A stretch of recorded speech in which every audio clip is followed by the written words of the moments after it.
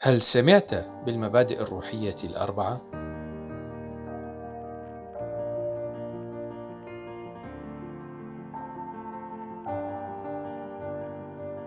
الله خالق السماوات والأرض،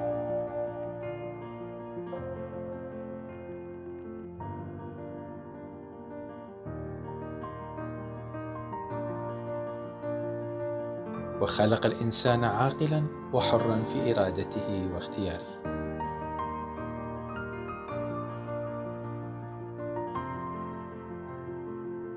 ومن محبة الله العظيمة للإنسان وضعه في الجنة ليعملها وليحفظها.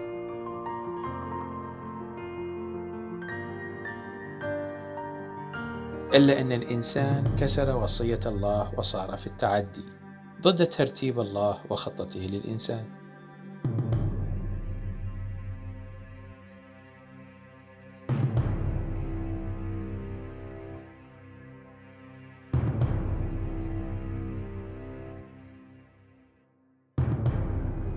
طرد الإنسان من محضر الله،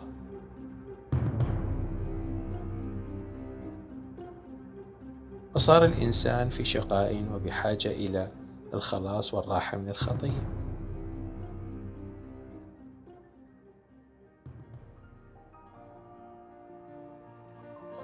كيف يستطيع الإنسان أن ينال الخلاص؟ وكيف يرجع إلى محبة الله من جديد؟